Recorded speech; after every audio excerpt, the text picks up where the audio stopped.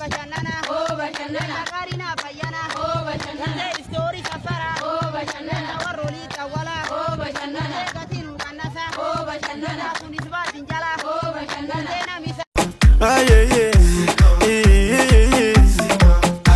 dona gagaso bancho bosaso siko saraso ertao paso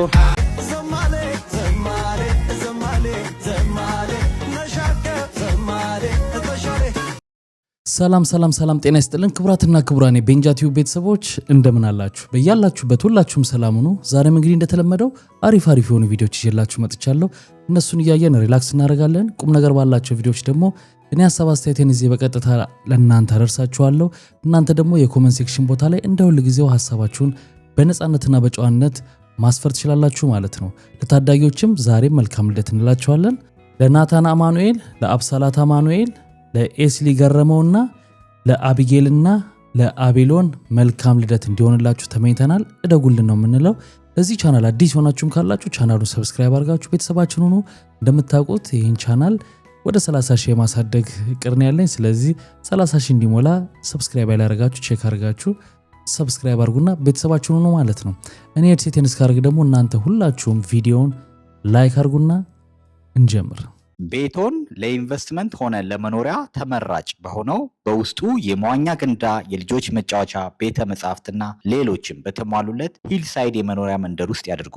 አሁን ደግሞ ለመንደራችን የመጨረሻ የሆነውን ቁጥር 3 የዲያስፖራ ብሎክ አፓርትመንት እንሆ እያልን ነው። ለአጭር ጊዜ በሚቆይ የ30% ቅናሽ የተደረገላቸውን ከባለ 1 እስከ ባለ 4 መኝታ አፓርታማዎችን ለሽያጭ አውጥተናል። የትላንት እድል አምልጦት ከነበረ ይህ ሌላኛው የመጨረሻ እድል ለእርሶ ነው። በ8% አነስተኛ ቅድመ ክፍያ ብቻ ከ432 ሺህ ብር ጀምሮ የቤት ባለቤት መሆን ይችላሉ። እስከ 20 ዓመት በሚደርስ 50% የባንክ ብድር ያመቻቸን በመሆኑ ቤቶን ዘና ብለው መግዛት ይችላሉ። ያስተውሉ፣ ይህ እድል የመጨረሻ ብሎክና ውስን ቤቶች የቀሩን በመሆኑ ፈጥነው ይወስኑ። የዘመናዊ ቤትና ውብ መንደር ባለቤት ይሆኑ። ዲኤምሲ ሪል ስቴት፣ ደስታዎ እዚህ ይጀምራል።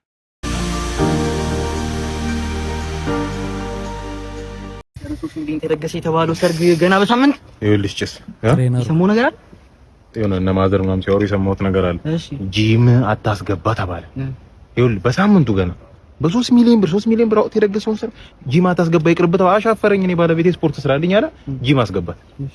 ከዛ በኋላ ጂም እንደገባች ጂም ትሬነሩ ማለት ነው 3 ፑሽ አፕ ሰራ በቀኝ እጁ በአንድ እጁ ተደመመች። አፈሳ አስገባ።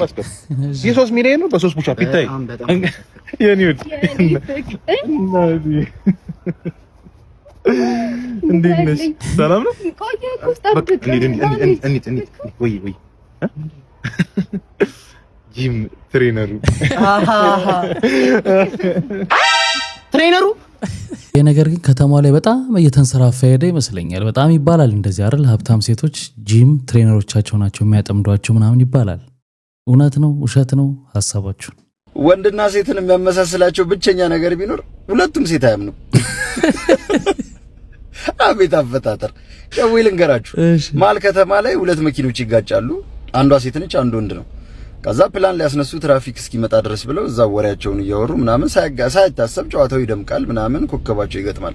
አረ እንደው መኪናው ውስጥ ወይን አለ ላምጣልን እየጠጣን እናወራለን ብላ ወይን አምጥታ ትቀዳለታለች፣ ለራሷም ትቀዳለች። በኋላ ትራፊኩ ስራውን ጨርሶ ፕላን ሊያነሳ ሲመጣ የሷ ብርጭቆ ሙሉ ነው፣ ወንድ ልጅ ተብሷል። አልኮል ቴስት ሲደረግ ማነው ጥፋተኛ? እሱ። ኩርኩስ አለ ያ ሰውዬ። ስለምን እንደዚህ ክፉ ናችሁ? ኧረ አልቻልናችሁም እኮ እንዴ! ሴቶች ጭንቅላታቸው በጣም ከባድ ነው፣ ከባድ። እሺ ወንድም ሰላም ነው? ሰላም። ኢንስፔክተር እባላለሁ። እሺ ኢንስፔክተር። አይደለም ነው። እሺ አለቃ ምን ልታዘዝ? እዚህ አካባቢ ወንጀል ተፈጽሟልና ለምርመራ ይረዳኝ ዘንድ ለጥያቄ ፈልጌ ነው። በማቀው ከሆነ ምን ችግር አለው? በጣም ጥሩ። በቃ እዚህ ጋር ትፈርምልኛለህ። ምንድነው የምፈርመው? ያው በጥያቄ ወቅት አንዳንድ ነገሮች ቢፈጠሩ ህጉን ለማስከበር እንደሆነ አውቀህ ለበጎ እንድትወው ብዬ ነው። እሺ እንግዲህ በጣም አመሰግናለሁ። በጣም አመሰግናለሁ። ችግር የለም። ጠብቀኝ አንዴ።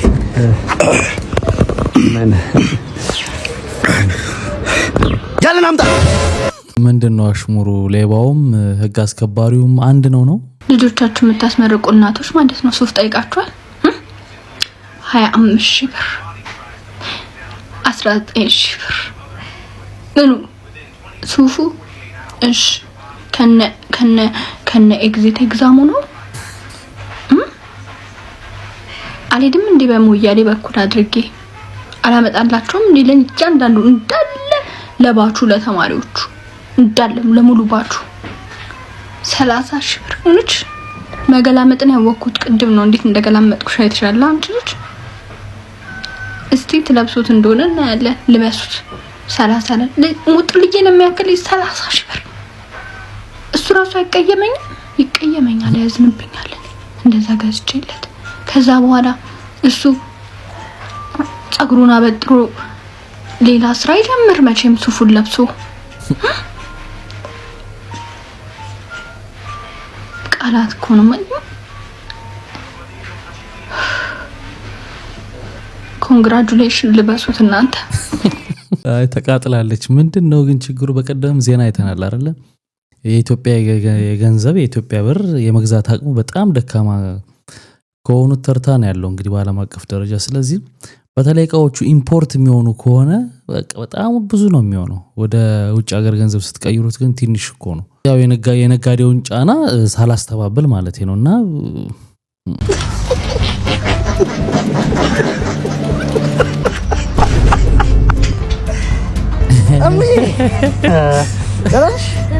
እዚህ ሰፈር ነሽ እንዴ? አዎ እዚህ አዲስ ተከራይ ገብተሽ ገባችሁ? ከዚህ ሰፈር እና ስልክሽን ስጭኝና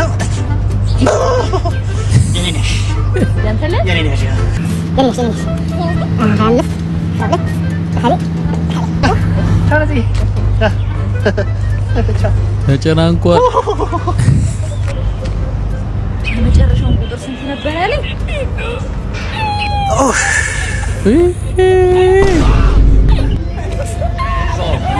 ከነቅጠሉ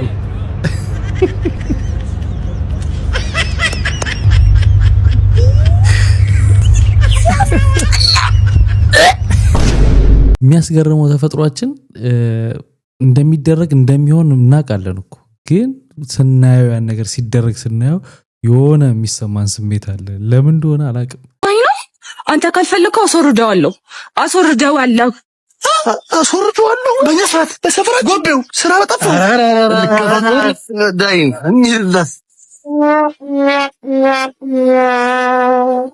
ጫኝና ወራጅ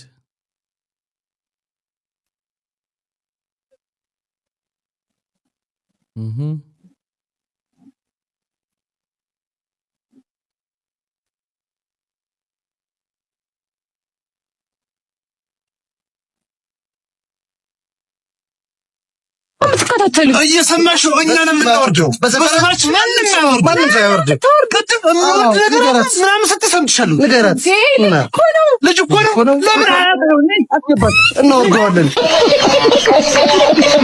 እኔ በአይን ያየሁትን ነገር ልንገራችሁ። ሰፈሩን ስሙ ለጊዜው አልጠራም እና በጣም ጫኝና ወራጅ በጣም እንትን በነበሩበት ሰዓት ነው። ምንም ነገር እቃ ተከራይታችሁ ከአንድ ቦታ አንድ ቦታ ምንም ነገር ጭናችሁ ማስገባት አትችሉም። መስራታቸው ሳይሆን ክፋቱ እነሱ የሚጠሩትን ዋጋ ነው የምትከፍሉት እንጂ ለዛ ለተሰራው ስራ ተገቢ ሆነ አይደለም የምትከፍሉትና የእጅ ድንጋይ የሚገለብጥ መኪናን አይገለብጠውም እኛ ነን የምናወርደው ብለው ተጨቃጭቀው አይቻሉ። ከዛም አልፎ ተርፎ በቃ እሺ ይገልብጠውና ቢገለብጠውም ግን ለኛ ብሩ መከፈል አለብን። እንደዚህ የተሰቃያችሁ ብዙ ሰዎች እንዳላችሁ ተስፋ አደርጋለሁ። በእጆ ያጠለቁት ሰዓት ስለማንነቱ ምን ይላል? ጋሻ ሰዓት በአንድነት በአድዋ ምድር ለትውልድ ስለተከፈለ መስዋዕትነት ይናገራል። የኩሩ ኢትዮጵያዊ ልጅ ነሽ ይላል። አንተም አንቺም ለትውልድ እንድትቆሙ አደራ ይላል። ጋሻ ለትውልድ።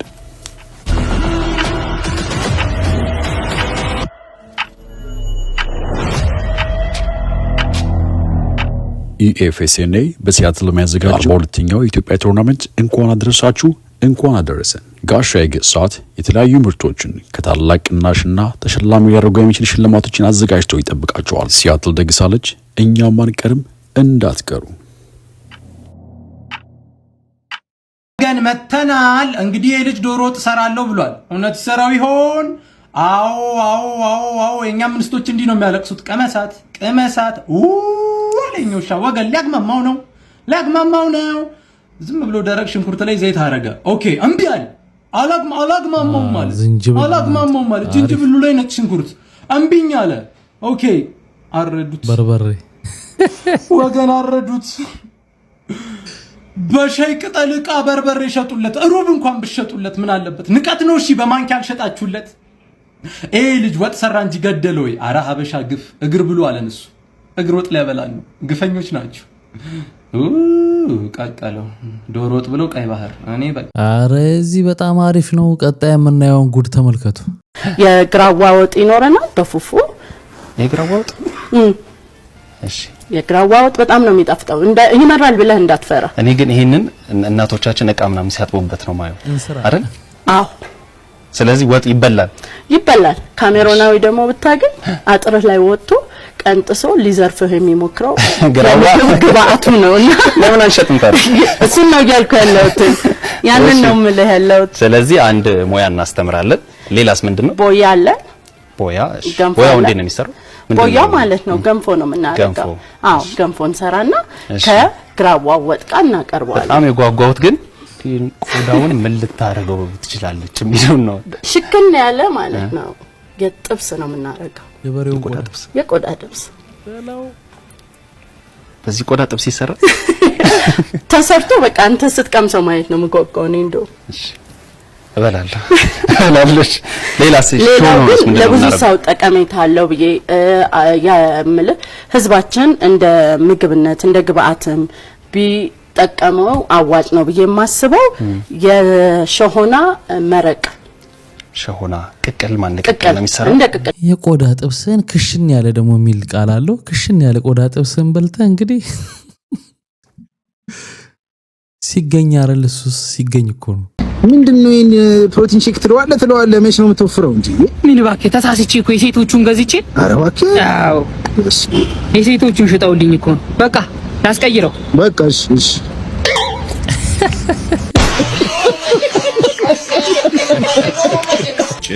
የግጥሜ ርዕስ ግደለም ሽሮ 260 ግደለም ሳይፈጭ ጥሬው ግደለም ምስር 300 ብር ግደለም በርበሬ 1000 ሳይፈጭ ዛላው 1 ኪሎ ግደለም ሞት አንድ ጊዜ እንጂ 10 ጊዜ እኮ አይደለም። ረጥብ በቃ ሲጨንቅ ኖሮ ሲያጨናንቅ የምታወጣው ግጥም ነው። ሀብቴ የኔ አበባ ብድር ሲጠይቁት ዘሎ ቤቱ ገባ። ስንቴ የኔ አበባ አሁንስ ፈራሁኝ ከኪሴ እንዳትገባ።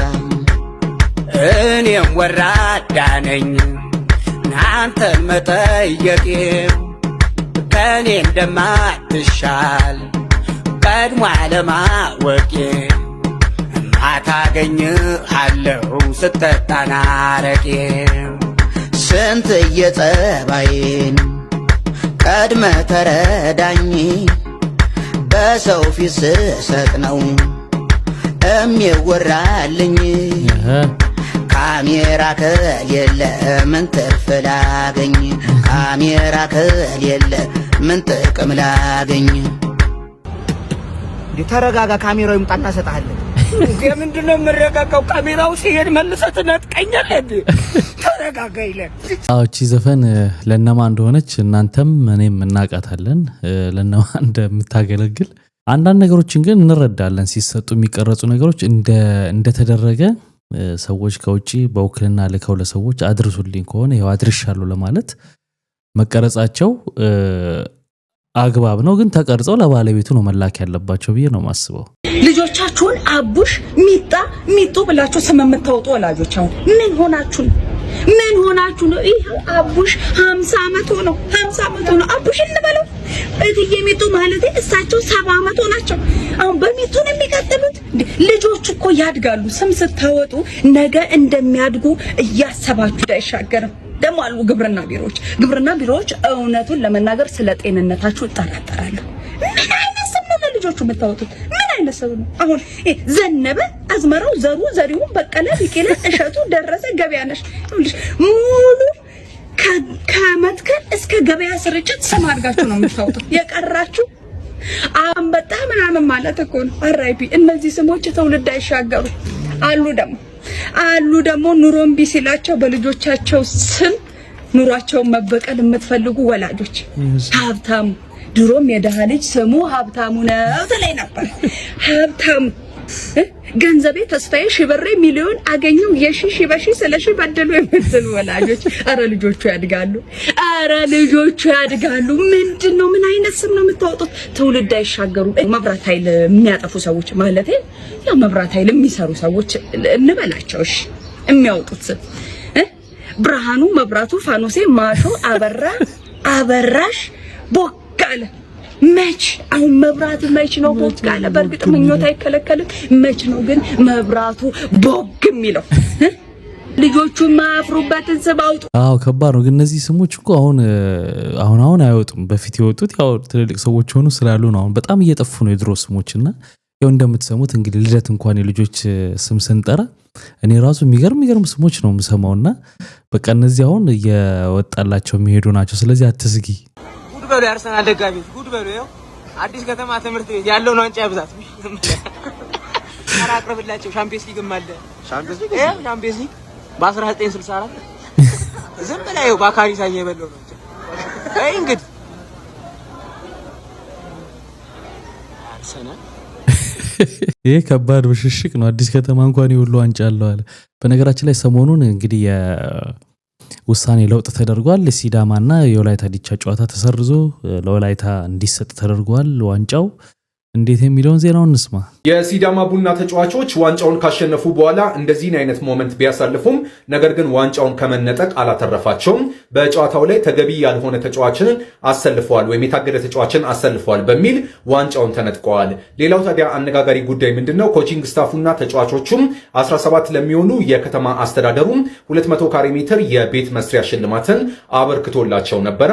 ይህ ሽልማት ታዲያ ዋንጫውን ከተነጠቁ በኋላ በሽልማትነት ጸንቶ ይቀጥላል ወይስ ይመለሳል የሚለው ሌላ አነጋጋሪ ጉዳይ ሆኖ ይቀጥላል። ሲዳማ ቡና ይህንን ዋንጫ ሊነጠቅ የቻለው በጨዋታው ላይ ተገቢ ያልሆነ ተጫዋቾችን በማሰለፋቸው የተነሳ ነው። እንዴት ይሆናል ግን? አሁን ይሄ ዋንጫው ስለተመለሰ መሬታቸውን ተመልሶ ይነጠቃል? እሱ ራሱ በጣም አጠያቂ ጉዳይ ነው። ግን ፍትህ መደረጉ መወሰኑ ትክክለኛ አግባብ ያልሆነ ነገር አድርገው ከሆነ እንደዚህ ተመልሶ ታይቶ መደረጉ በጣም ተገቢ ነው። ግን መጀመሪያውኑ የታገደ ተጫዋች ሊገባ ሲል ስም ዝርዝርና ሊስት ሲያስገቡ የዛን የሆኑ ያንን የሚቆጣጠር አካል አልነበረም ወይ? መኖር ነበረበት አይደል? በአሁን ሰዓት የወላይታ ህዝቦች ደስታቸውን መቆጣጠር አቅቷቸው እንደምትመለከቱት አደባባይ ወጥተዋል። በአሁን ሰዓት ወላይታ በደስታ ብዛት በአንድ እግሯ ቆማለች። አንተ ግን እንደው ሁሌ መነጽር የምታደርገው? እኔ እባክሽ የማይበት ቦታ እንዲታወቅብኝ አልፈልግም። እንዴ ለዛ ነው እንዴ? ለዛ እኮ ነው። ትቀልዳለህ እንዴ? እንደዛ ከሆነማ ፒስ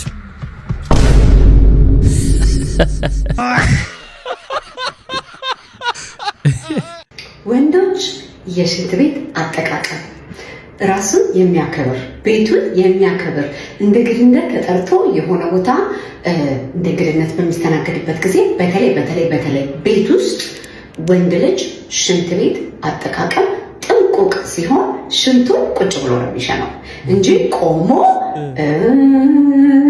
አይበትንም።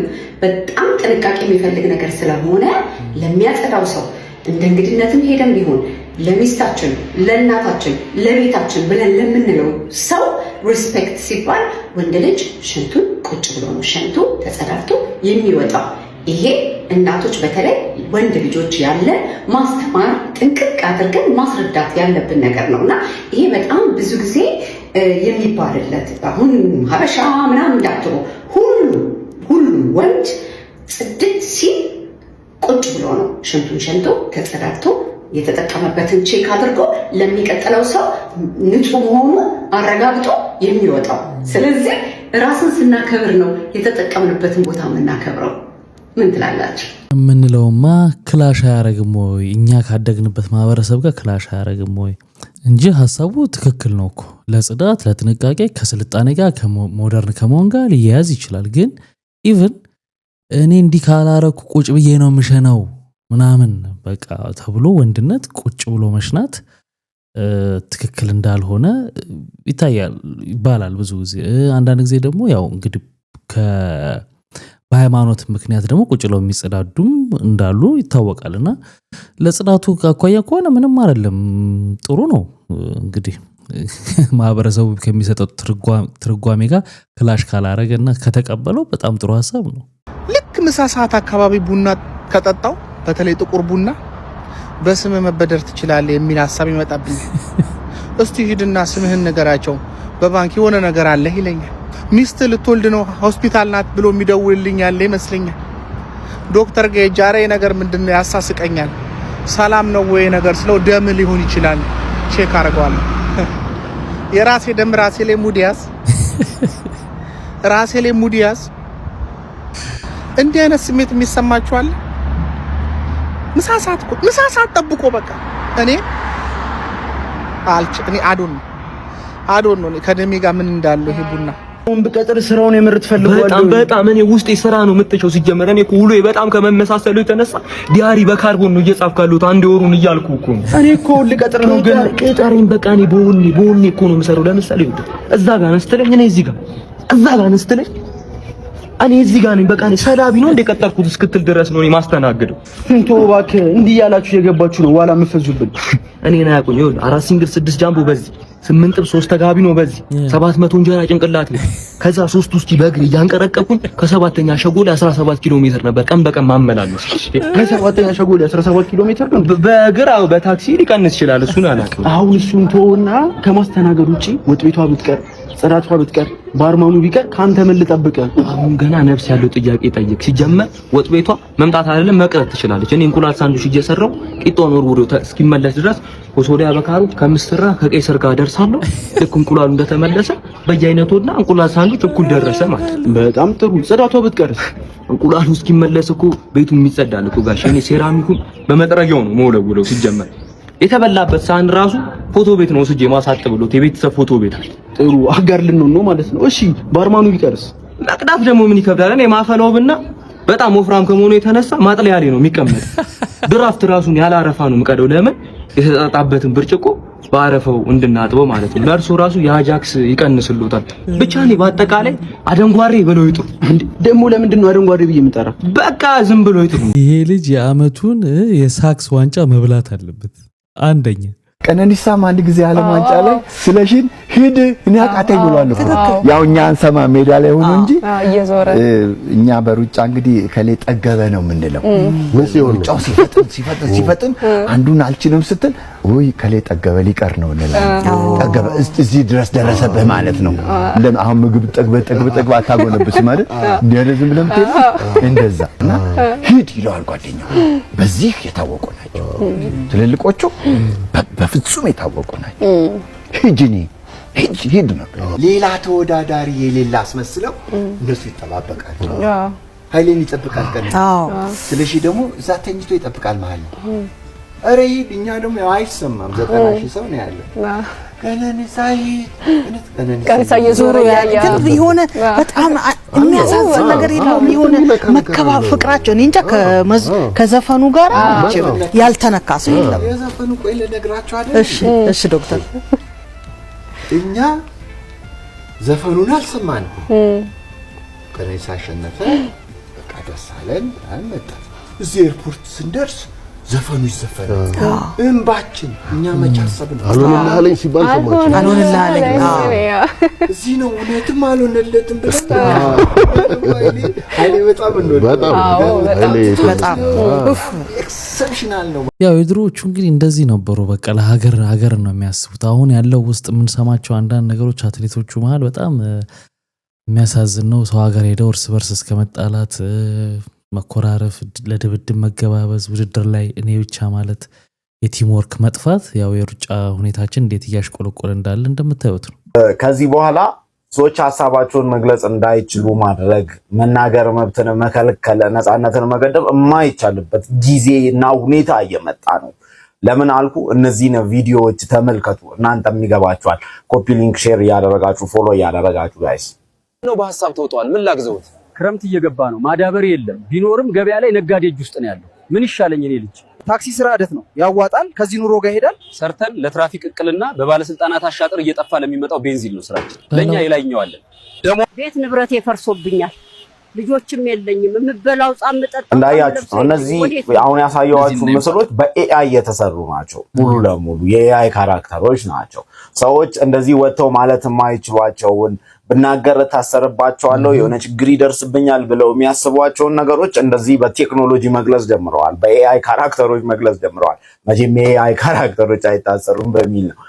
ከዚህ በኋላ ሰዎች እንደዚህ አይነት ሁኔታ ላይ እየደረሱ ስለሆነ የሰዎችን የመናገርና ሐሳባቸውን የመግለጽ መብት መገደብ እንደውም ወደ ተባሰ አላስፈላጊ አይነት አሁን የሰማነው አይነት ገለጻዎችን ያመጣል እንጂ ችግሮችን አይቀርፍም። ስለዚህ የሐሳብ ነፃነትን መፍቀድ ያስፈልጋል። ይልቁንም ሜዳውን ማስተካከል፣ መረጃ በአግባቡ ሁሉም ሰው እንዲያገኝ ማድረግ፣ አሰራርን ግልጽ ማድረግ፣ ብልሹ አሰራርን ማስወገድ ነው የተሻለ የሚሆነው መፍትሄ የሚሆነው። የሐሳብ ነፃነትን ከዚህ በኋላ መገደብ አይቻልም ብለን እንድናስብ የሚያደርግ ጊዜ እየመጣ ነው። እኔ እንደዛ ይሰማኛል። በትክክል አሁን ማአት በኤአይ የምናያቸው ከቀልዱ ውጭ በጣም ቁም ነገሮች የሚተላለፉባቸው እየተሰሩ ነው። ስለዚህ ያው ሰው ደግሞ መጥቶ በቀጥታ ይሄ ቢሮ ይሄ ሰውዬ እንዲህ አይነት ነገር ችግር አለበት እንዲህ አድርጓል ይሄ መንግስት እንዲህ ሆኗል ሲል የሚደርስባቸውን እያየን ስለሆነ ከዛ ፍራቻ ሰዎች ሐሳባቸውን አይገልጹም ነበር። አሁን ግን ያንን መሸፈን አይቻልም። የፍሬ ዘለላ ያብቃል። ሰላም ማን ልበስ ነው? ያብቃል። ያብቃል። የማን ነው መሰራለን? የአዲስ ለገሰን። የአዲስ ለገሰን ይመቻል? በደንብ በቃ እሺ እንስማ። በሳማ በቁንጥር ባጋም በጋሪታ በሾ ተከበሻል። ቤት በኩል ልምጣ የወንዙ ዳር ሞጫው አዳልጦ የጣለኝ የጭቃ ሾኩ ነው ይበልጥ ያስቸገረኝ። አንቺን ጆሪ ፍሬ ማዛሽ ያማረኝ ከሾህ ሐረግ በቅለሽ መምጫው አስቸገረኝ። እጅግ ያስደንቃል ውበት ጥፍጥናሽ እሾህ ከበዛበት ምነው መብቀልሽ። ዋርካው ተገን ሆኖ ለሐሩሩ ጥላ ሲያዩት ያስጎመጃል። የፍሬ ዘለላ ያብቃል። እንዴት አንተ ይገርማል እኮ ተይዘለ እንዴ በሾክ ታጥራዋል ነው ማለት ባቡጂ ንከው ውረጅ። አይፈን ቢሆንም ቢያዝናናም ግን ለዘፈነው ልጅ ሞራል ግን ውረጂ ምናምን ማለት እጅግ ደስ ይላል። ጋዜጠኛ ቴዎድሮስ ካሳሁን ከ40 ቀናት የገዳም ቆይታ በኋላ በእግዚአብሔር ምሕረት ድኖ እንግዲህ እንደምትመለከቱት አሁን ላይ ቤተሰቡን ተቀላቅሏል። ካሻውን በሰባ ቲሸርቷን በሰባ ካልሲውን በሰባ እንዴት ነው? ፒስ ነው አለን ቆንጆ ነገር አሳየን እስቲ። ለሷ ነው ላንቺ? ለሷ ላንቺ የሚሆን በልክሽ የተሰፋ ቆንጆ ሸቲ የኔናት ልክ ነው በጣም። ኧረ ይሄ የሚሆን አይደለም። ይሄ ውሃ ውስጥ ነው የሚያልቀው። አታዩም እንዴ? ይሄ ውስጥ ገለባ። ኧረ ከለሩ ደስ አይልም። አታውቂም እንዴ አንቺ? ገለባ ነው አይሆንም። ሌላ ነገር አሳየን። ጥሩ ነገር ነው። ገለባ ካልፈለግሽ አልፈለግም ነው። ገለባ ምናምን አስፈላጊ አይደለም እኮ የኔናት። ይሄኛው ይሄው ፍቅረኛ ካለሽ ላይ ወለ ቆንጆ ኳሊቲ የእንግሊዝ ዕቃ ነው ይሄ። ኧረ የሚሆን አይደለም። ይሄ ውስጥ እንደዚህ መብራት ላይ የሚያሳዩሽና እዚህ ጋር እንደዚህ ፀሐይ ላይ አንድ አይደለም። የመነችው ካሳው እንዴ ምን ችግር አለ? የኔናት ምን ሆነሽ ነው የምትንጣጪው አንቺ? እንዴ ምንድነው? አይሆንም። ኦሪጂናል ዕቃዎች ነው ያዝኩት። ምን ለማጣጣል ነው? ልታጋዣት ነው? ልታጣጣይ ነው? እኔ ጥሩ ቃል አጋዛት ነው የመጣሁት። ይሄ ደግሞ የሚሆን አይደለም። አይደል ሲኖር ነው አጥሩ ዕቃ የሚገዛው። ምን ማለት ነው? በእናታችሁ ታስጠላ። ይኸውልሽ ስታዩ ደስ አይልም። ቤት ስታዩ ደግሞ ጥሩ አይሆንም። እሷ ወደዋለች እኮ ምን አገባሽ አንቺ? የሚሆን አይደለም። ምን አገባሽ? እሷ ከወደደች ምን አገባሽ? አንገዛም እንዴ? እንደውም አንፈልግም። እንደውም ስልክ ነው የምንፈልገው። አዎ ስልክ ነው የምትፈልጊው? አዎ ስልክ ነው የምትፈልጊው? አዎ ስልክ ምን አይነት ስልክ? አይፎን 12 አምጣልኝ። አዎ ስልክ አይደል የፈለግሽው? ውሰጂ፣ በነፃ ውሰጂ። እስክትፈልጊ የእንግሊዝ ድንች አለ አሉ እንዲህ አይነት አጋዦች ከሻጭ ጋር ጦርነት ነው። እንደዚህ ታዋቂ ነች ልጅቷ። ሁለት ቀን ከተቀረጸች በኋላ ጠፋች። ከዛ ስልኳ ቢደወል አይነሳም። ከዛ እንዳጋጣሚ ተነሳና ገዳም ሄጃለሁ አለች። ከዛ በቃ ዝም አሉ። በቃ ምን ማረግ አንችልም ምናምን እስከ መጣ ጠብቁኝ ምናምን አለች። በነጋታው 22 ጫት ቤት ተገኘች። ሺሻ አስተንፋ ማለት ነው። የሷ ገዳም ያ ነው። እና ብዙዎቹ የባህሪ ችግር አለባቸው። ይሄ ነገር ያው ቢስተካከል ጥሩ ነው። በተለይ አሁን እኔ ትንሽ የሚከብደኝ እንዲህ ቤተክርስቲያን ምናምን ገዳም በሚሄድበት ሰዓት ነው ትንሽ ኮምፎርት የሚነሳኝ። ሰው ጸሎቱን ትቶ ምናምን በቃ አንተን ፈጣፍጣ ያህል እና በቃ ሼም ይዞኝ መስገድ እፈልጋለሁ ወይ ጸሎት ማድረግ እፈልጋለሁ። ሼም ይዞኝ በቃ ዝም ብዬ ቆማለሁ። ሰው ደግሞ በቃ የት ነው ማውቀው ምናምን አይነት ነገር ብሎ ጸሎት እንደዚህ እያለ አንተን ነው የሚያይ። ያ ነገር ከምንድነው? ያው ከማድነቅ ነው ከውዴታ ነው። ግን ይበልጥ ደግሞ እኔ ይሄን ያህል በሰው ውስጥ ልብ ውስጥ አለ ወይ እንደለ ያደረገኝ በታመምኩኝ ሰዓት ነው። በቃ ተአምር ነው የሆነብኝ ማለት ነው። ተአምር ማለት ነው። በቃ ሰው እኔ ይሄን አክል ሰው ያቀኛል ወይ ነው። ከሀገር ውጪም ኬንያም እንደዚሁ ኤርትራ ራሱ በጣም ብዙ ከመነግርህ በላይ እስቲል አሁንም ድረስ የሚደውሉልኝ አሉ። ሰሞኑን እንደምታውቁት የአርቲስት ከዚህ በፊት ታሞ ስለነበረ ተሰብስቦለት እርዳታም ተደርጎለት ስለነበር አሁን ድኖ ምናምን የተረጋጋውት የራሱን ህይወት እየኖረ በነበረበት ሰዓት እንግዲህ ምስሉን አውጥተው ምናምን እንደገና እርዳታ እንደሚፈልግ አድርገው ፖስት አድርገውበት ነበር እና ባነሳው ሐሳብ ላይ ብዙ አርቲስቶች እንግዲህ ያው ከሱስ ጋር በተገናኘ ይታማሉ። እንደውም አንድ ፊልምም ተሰርቶ ነበር። እንግዲህ እንደውም ፊልሙን ከሰራው ልጅ ጋር በጣም ከባድ ጭቅጭቅ ተነስቶ ነበር። አንድ ሰው አፍቅሮ የተከዳው የወፍጮ ቤት ሰራተኛ የጻፈው ደብዳቤ አንቺ ከረጢት ቢገባሽ 100 ኪሎ ብልሹ ባህርሽን ችዬ ነበረ ያኖርኩሽ። የሰጠሽኝ ፍቅር 5 ኪሎ አይሞላም ነበረ። ልቤን ዱቄት አድርገሽው ስትሄጂ ትንሽ አታፍሪ? የሰራሁልሽም ሁሉ ለታፍጭት ታደርገዋለሽ። ለነገሩ ጥፋተኛ ነኝ። ልመዝንሽ ይገባኝ ነበረ። ፍቅርሽም ቃልሽም ሽርክት መሆኑን ማወቅ ነበረብኝ። በርበሬ ወፍጮ ውስጥ ከተሽ አነደድሽኝ። ሰፌዱ ልቤ አመልሽን ማበጠር ነበረበት። እንዲህ ወንፊት አድርገሽን ብትሄጂ የምታበራታታኝ ሴት አላጣም። ምን ያለበኝ የጊዜ ጉዳይ ነው። እመኚ እንደ ጤፍ የበዛ ብዙ ኩንታል ፍቅር እንደማገኝ አትዘንጂ። ደግሞ ገብሱን የጻፍኩልሽ አንቺ ተልባ በሱፍ ይሆንሽ ሙልጭ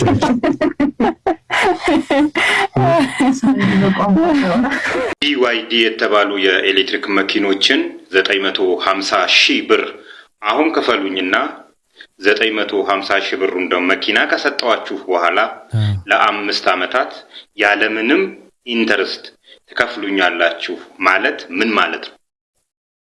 950 ሺህ ብሯ ብቻ ያለምንም ወለድ ትከፍላላችሁ የተባላችሁ 950 ሺህ ብሯ ብቻ በ5 ዓመታት አሁን ባለው የባንክ ኢንተረስት ራሷን 950 ሺህ ብር ትወልዳለች።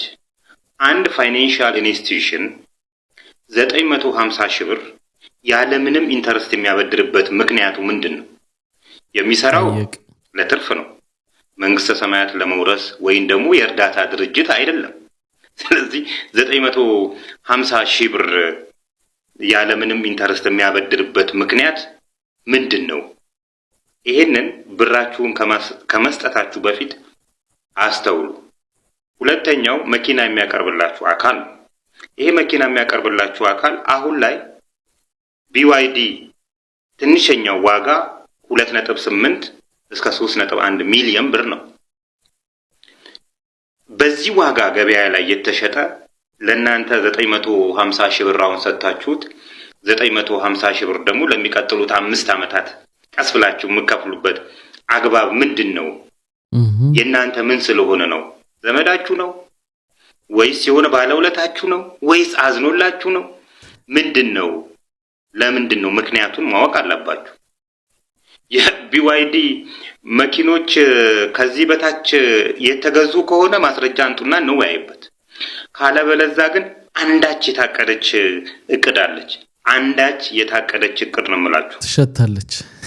በተለይ መጨረሻ አካባቢ የምትከፍሉ ሰዎች ከልጆቻችሁ ጉሮሮ ላይ ነጥላችሁ የምትከፍሉ የላዳ ሹፌሮች፣ ገንዘብ እናገኛለን መኪና ይሰጠናል ብላችሁ የምታስቡ ሰዎች የምትሉበት ጊዜ ቅርብ ነው። እደግመዋለሁ፣ ቅርብ ነው። ቴክ ኬር ኦፍ።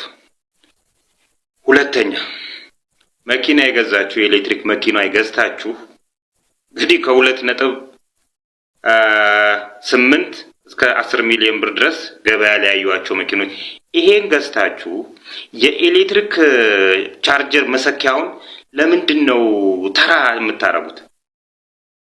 ለምንድነው ችጋራር የምትሆኑት? በባለሙያ ለምንድነው የማታሰሩት? ያንን እንደዛ ካልተደረገ እንደዚህ አይነት እጣ ፋንታ ይቀርባችኋል። አዎ ይሄ እንግዲህ ተደጋጋሚ የሚነሳ ሀሳብ ነው። አንድ ነገር የሆነ ሰሞን ሲመጣ እንደው ሰፍ ብሎ ጥልቅ ሳይሆን አትግዙ አታደርጉ አይደል? ስታደርጉ ግን በደንብ ክሊር ለምንድነው ይሄ ሆነው? ለምንድነው ይሄን የምሰጠው? ያስ ድርጅት ይሄንን አድቫንቴጅ ሰጠኝ በምን መልኩ ነው? ምንድነው እሱ ፕሮፊት? ምንድነው የኔ ፕሮፊት? በደንብ ማመዛዘን ይጠይቃል። ምክንያቱም ደግሞ ብዙ ያየ ነው እንደዚህ አዋተን እንዲከፍለን እንደዚህ በማህበር እንደዚህ ይሄን አልብሮ ወስዶብን በየሚዲያው ፋይል ይዞ መሽከርከር በኋላ አያድንም ብራችሁ። እኔ ሌላ ልጅ በቃ ሞልድ አይመስለኝም ነበር። በቃ ስለ ሲንግል ማም ስለነበርኩኝ በቃ ሌላ ልጅ ሞልድም ከዛ በኋላ ኑሮ የሚኖረኝም አልመስል በቃ ማለት ልጄን ማሳደግ ብቻ ነው ሐሳቤ የነበረው። ሁለተኛም ልጅ የወለድኩት በሷ ነው ማለት እባክሽ እህት ፈልጋለሁ ነው። ታለቅሳለች፣ በጣም ይደብራታል። ልጆች ሲጫወቱ ብቸኝነት በጣም ይሰማታል። ይሄ መጫወቻ ቦታ ስትሄድ ምናምን እህታማቾች ጋንጋፕ ያረጉባታልና በጣም ይከፋታል ምናምንና 10 አመት በጣም ሩቅ መስሎኛል። ማሚ እኔ እህት ነው ደግሞ እህት መቼ ነው የሚኖረው? 10 አመትሽ ላይ ምናምን እላታለሁ። የልክ የ10 አመት የልደቷ ቀን where is my gift አለችኝ ማለት ነው። እኔ አይስወር ረስቼዋለሁ እግዚአብሔር። ከዛ ስትለኝ እንዴ ሃኒ እኔኮ በቃ ማውራው ጠፋኝና እኔኮ እንደዚህ ልጅ ቶሎ እኮ የሚገኝ ነገር አይደለም እንደዚህ እኮ አይደለም ምናምን ስላት ኖ ፕሮሚስ ብለሽኝ የለ እንዴ ማታረጉትን እንዴ ደሞ ላት ነበር ማታረጉትን ነገር አትናገሩ በቃ ብያለሁ ለፍልፌ እንደዛ። ከዛ የታላለችኝ ከዛ በቃ ጸሎት አርጊ ምናምን አለቻት እናቴ። የዛሬ ልጆች ደግሞ ቀላል አይደሉም፣ ይይዛሉ ጭንቅላታቸው። እሺ እህት እንድታገኝ ስትላት ገብታ የእመቤታችን ስዕል ጋር እንባዋ እንደዚህ ይወርዳል። እመቤቴ ማርያም ደግሞ ዲያሎግም አለው እንጂ እየሰማን እህት ነው የምፈልገው እናቴ ማርያምዬ አንቺ ሁሉን ትሰጫለሽ ይባል የለ እንዴ ምናምን ያለች ሌላ ታሪክ። ከዛ በቃ አሁን አይ መንገር አለብኝ ምናምን ብዬ እኔ ምልሽ ሃንዬ አልኳት እኔ አሁን ምናልባት እንደው ካንቺ አባትስ ባይሆን እንደው ከሌላ አባት ቢሆንስ ምናምን ስላት መልስ አሁን አትስጭኝ አስቢበት አልኳት ስላት እኔ ደግሞ በቃ ሞኝ ስለምትመስለኝ የምታወራኝ እንደዚህ አይነት ወሬ የምታወራም አይመስለኝም። ከዛ አሰበችበትና ጧት ላይ ሃይ እናቴ ጉድ ሞርኒንግ ማሚ አለች። እንዴ ነሽ? ሃይ ማይ አስቢበታለሁ አለችኝ። ኦች ሴትዮ አለቀኝም ብዬ ምን አሰብሽ ስላት as long as you live with me አለችኝ። I don't mind እህት ብቻ ነው ፈልገው እንዲህ ጂውነት ማድጋለች እንዴ ምናምን። ሲጀመር እኛ በ10 አመታችን ልጅ ለመውለድ ወንድ ያስፈልግ አያስፈልግም አናውቅም። ዝም ብሎ ኮድ የሚወጣ ነበር ይመስል። ያውኖቹ ግን ከሌላ ልደልሽ ከዚህ ልደልሽ እየተባለ ነው። እውነት እግዚአብሔር ልጅ በ10 አመቷ በዛ ላይ እንደ ሞኝ እንደ ህፃን ልጅ ነው ማያት ሁሌ በቃ ህፃናን የሚመስሉ። ከዛ አይ ይሄን ነገር ማሰብ አለብኝ ብዬ አሰብኩት። ያኔ እሷ ሐሳቡን ስላመጣች ነው ወይንስ ሌላ ፕሮጀክት ነበረ? ነው አልነበረም። በቃ እኔ ላይፌን እዛ ጋር ዘግቻለሁ። በቃ የፍቅር ግንኙነት ውስጥ አልነበርሽም ወይም ደግሞ ከሌላ ሰው ጋር? አዎ ማለት ይሄ ሲሪየስ ብሎ እንደዚህ ነው። እንግዲህ በዚህ ኢንተርቪው ላይ ብዙ ሰዎች እንግዲህ ብዙ ታዋቂ ሰዎች ጽፈውበታል። ለምንድን ነው? አንደኛ ሾው ላይ ጥያቄ አንስተዋል። የመጣችው ፊልም ለማስተዋወቅ ነው። ፊልሙን ማስተዋወቅ፣ ስለፊልሙ ማውራት፣ ምናምን በቂ ነበረ። ሁሉ ጊዜ ሲመጡ ግን ከይዘውት ከመጡት አላማ በበለጠ የሚወራው ስለ ግል ህይወታቸው ስለ ትዳር ነው እና ለምንድነው ይሄን የሚያደርገው ሰይፉ የሚል ጽሁፎች ተጽፈዋል።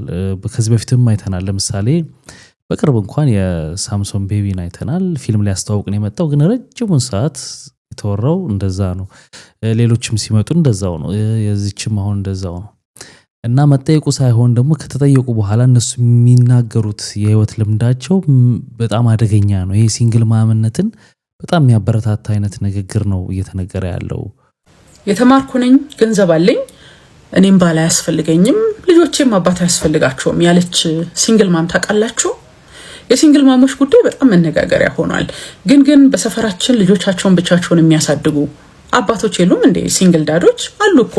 አንድም አዋቂ ወይም ታዋቂ ሆኖ ሚዲያ ላይ ስላልቀረቡ ወይንም ስላልተናገሩ ነው። እነኚህ ሴቶች ግን በአንድም በሌላ ሚዲያ ላይ ሲቀርቡና ስለ ቤተሰባቸው ሲጠየቁ ሲንግል ማም ነኝ እያሉ እየሰማናቸው ነው። ይህ ነገር በጣም ሲደጋገም ብዙ ሰው እየጠየቀ ነው። እነዚህ ሴቶች ባላቸውን በሞታተው ወይም ደግሞ ህይወታቸውን ሊያስከፍል የሚችል እዛ ትዳር ውስጥ የሚያድጉትንም ልጆች ከባድ ሁኔታ ውስጥ የሚጥል ነው ብለው ሲያስቡ ብቻቸው ልጆቻቸውን ለማሳደግ የወሰኑ ናቸው። ታዲያ እነዚህ ሴቶችን የምንወቅሰው ለምንድን ነው? ድሮ የነበረ አይደለ እንዴ? ለምንድን ነው እንደ አዲስ ያየ ነው? በእናቶቻችን በአያቶቻችን ጊዜ ልጆቻቸውን ብቻቸውን የሚያሳድጉ ሰዎችም ነበሩ አሉም። አሁን ሚዲያ ላይ ወጥቶ በብዛት ስንሰማው ጥያቄ ሆነብናለን። እርግጥ ነው የኔም ጥያቄ ይሄን ያህል ፖድካስቶች ሲበዙ መገናኛ ብዙሃኑም እንደዚሁ ሲበዙ እነዚህን ጥያቄዎችን ስንጠይቅ የሚያስከትለውን ውጤትን ስናስበዋለን ወይ? ከምን አንጻር ነው ያንን ጥያቄ የምንጠይቀው? ስንመልስስ በምን መልኩ ነው የሚለው ነገር መታየት አለበት፣ ለባለሙያው የሚተው ማለት ነው። ከዛ ባሻገር ደግሞ እንደምታውቁት ሶሻል ሚዲያው ላይ የሚነገረው ጥሩ ነገሩ ነው። ሀብት አላት፣ የተማረች ናት፣ ልጇን ብቻዋን ታሳድጋለች። እንደዛ ነው አይደለም? የትኛውንም ያህል ገንዘብ ብታጠራቅም፣ የትኛውንም ያህል ዲግሪ ዶክትሬት ብትደረድር ለልጇ የአባትነትን ቦታ በፍጹም መተካት አትችልም። ልጅ ከእናት ከአባቱ ጋር ማደግ አለበት። ነገር ግን አስቸጋሪ ሁኔታ ውስጥ ገብታ ያች ልጅ ያንን ምርጫ ስትወስድ ለምንድን ነው የምትወቀሰው? ለምንድን ነው የሆነ ተአምር የሆነ ወረርሽኝ ነገር እንደመጣ ተደርጎ በጣም መነጋገሪያ የሚሆነው? እና በተለይ ብቻቸው ልጆቻቸውን አሳድገው የሚደነቁ አባቶችን ወደፊት ማውጣቱ ምናልባት ነገሩን ባላንስ ለማድረግ ያግዘን ይሆናል እንጂ እንደው ሴቶችን ለመጨፍጨፍ፣ ሴቶችን ለማጣጣል፣ በኢኮኖሚ አቅም ራሳቸውን መቻላቸውን፣ በአካዳሚክ እንደዚሁ በትምህርት ራሳቸውን ለመለወጥ መጣራቸውን ከዚህ ጋር ማያያዙ ተገቢ አይመስለኝም ለማለት ነው። አመሰግናለሁ። እናንተስ ምን ትላላችሁ? እስቲ ሀሳብ አስተያየታችሁን ኮመንት ላይ እንወያይበት። ይህ ፎቶ በዛሬው ከ5 ሰዓት በፊት በቀነኒ አዱኛ ኦፊሻል ቲክቶክ አካውንት ላይ የተፖሰተ ሲሆን ነገር ግን በማንና እንዴት እንደተፖሰተም አልታወቀም። በዚህ ጉዳይ ላይ ተጨማሪ መረጃ የሚወጣን ከሆነ እየተከታተሉ የማቀርብላችሁም ይሆናል። አዎ እንግዲህ ቀነኒ አዱኛ በጣም ደግሞ ከመቼውም ጊዜ በላይ ከወጡት ፎቶች ይሄ ባሰው ፎቶ ፖስት ተደርጓል እና በጣም ያሳዝናል። የሷ ለመሆኑ ማረጋገጫው በራሷ በቲክቶክ ገጿ ላይ ነው ፖስት የተደረገው። እንግዲህ አንዳንድ ሰዎች ፖስት የተደረገበት ምክንያት ብለው የሚሉት ሰሞኑን የሙዚቃ ውድድር ነገር እንዳዋርድ ነገር ነበርና በዛ ላይ አንዱዓለም ጎሳ አሸናፊ ሆኗል እና ያው በቃ እሷ ተረስታለችና ፖስት የሚያደርጋቸው ፎቶዎች ምናምን አሉ። እነዛ በሷ ወገን በኩል ላይ ያሉ ሰዎችን በደንብ በጣም እያበሳጨ ስለሚገኝ ከቤተሰብ መሃል ሊሆን ይችላል እንዲያርጎ እንዲየሆነ ተብሎ የተፖስተው የሚሉ ሰዎች አሉ።